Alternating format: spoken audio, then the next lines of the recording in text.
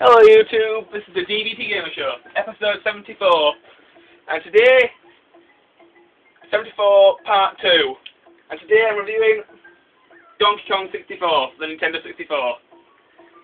Now if you haven't watched part 1 yet, you've missed absolutely loads. I've already talked about the story for the game, the multiplayer, the graphics, the controls, the music, the gameplay, and some of the good stuff about this game. At the moment, I'm talking about the levels in the game. I've already talked about the first 3 levels in part 1. So, if you haven't watched part 1 yet, you've missed absolutely loads, so please watch part 1 before you watch this part so you don't get confused. Now, let's pick up where I left off. I'll talk about the levels. I've just finished talking about Frantic Factory. So let me just show you a different level. Give me a second. And before I go into the 4th level of the game, you also find Chunky Kong in Frantic Factory, and he's a really useful character. Now let's go into the 4th level. The 4th level is called Gloomy Galleon. It's probably my least favourite level out of the entire game. The reason why I don't like this level so much is because, one, it's very dark and very mysterious.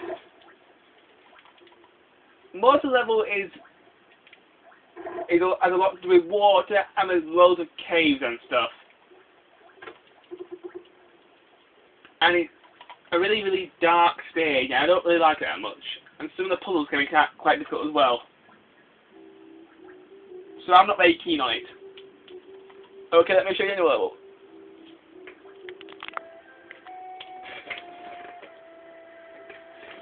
Okay, now that I've reached the 5th level of the game, this level is called Fungi's Forest. Fungi's Forest is another complicated level. It's not as complicated as Frantic Factory, but nevertheless it's still pretty complicated. The reason why this level is so complicated is because this level involves day and night. There's a cuckoo clock in the level, and if you press the switch, it changes the forest from day to night. And certain things happen from day to night in this stage, and some of the golden bananas that you collect can only be collected at certain times of the day. It's quite a confusing level. Let me just show you the 6th level of the game. Now that I found the 6th level of the game, the 6th level of the game is called Crystal Cave. Now Crystal Cave is quite a difficult stage as well. It's a very dangerous stage. You will find yourself losing quite a lot of health in this level because of one reason. Whilst you play through the stage, all these stalactites fall from the ceiling and crush you constantly. It's one of the most difficult stages in the game because of this. Stalactites may only do 1 bit of damage each time, but at certain times in the level you will get hit quite a few times. It's a very difficult stage. The puzzles in this level are also quite difficult. Most of them involve doing against the clock. Okay, I'll show you a couple more stages.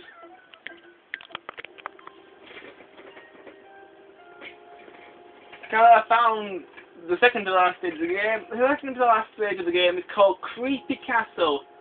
Now, as the name suggests, this stage is quite a spooky feel to it.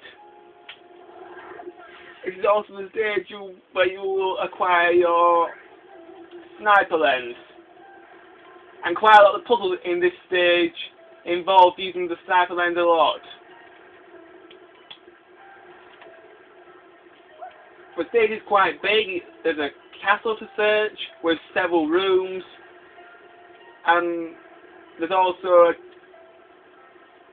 a shed, and the outside of the castle is pretty massive as well. Okay, let me just show you the last stage of the game. Now, the last stage of the game It's a very good one. It's one of my favourites. The stage is called Hideout Helm. Now, Hideout Helm, the entire stage is against the clock. Now, basically, what you've got to do in this stage is sneak in with your 5 Kongs and disarm the giant gun that King K. Rool's got that you're going to use to blow up your island. Now, if this was me, I'd use Solid Snake to get this gun disarmed, not a fleet of monkeys, because I just know something's going to go wrong. But since Solid Snake's on holiday at the moment, we'll just have to make do. Now, as I said before, the entire stage is against the clock. It's a pretty difficult stage.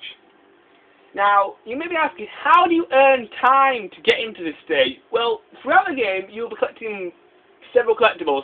One of the collectibles that you'll be collecting is, besides gold bananas, is blueprints. Now, these blueprints, there's about 40 in the entire game. And these blueprints, the more you collect, the more time you get.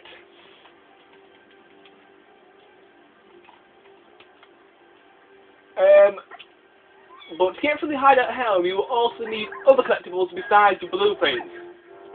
One collectible that is essential are the Nintendo coins and the Rareware coins, but we'll talk about them a bit more later. Okay, now that I've finished talking about the levels, as you can see, most of the levels in the game are quite good. Now let's look at some of the bosses of the game. Let me just show you one.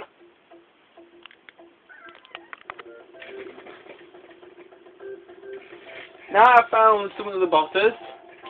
I'll show you what they're like.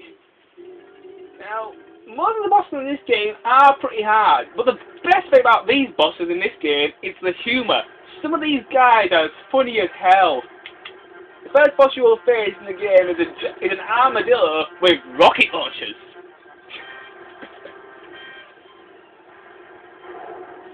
You will fight this boss twice in the game itself.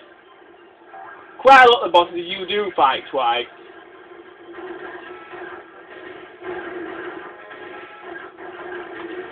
This boss is the very first boss of the game, and he's kind of difficult. To beat him, all you do is throw TNT at him. But the hardest boss in the game is probably the last boss. King K. Rool is a real bitch to beat. It's a 5-round boxing match between him and the Kongs, and it's extremely hard, especially Chunky Kong's round and Diddy Kong's round. Having said that, most of the rounds are pretty hard, so when you get to that boss fight, prepare to lose several times before you actually beat him. Now, I'm very sorry YouTube, but I've run out of time again, so please join me in part 3 where I will review some more of this game. Until then, bye bye.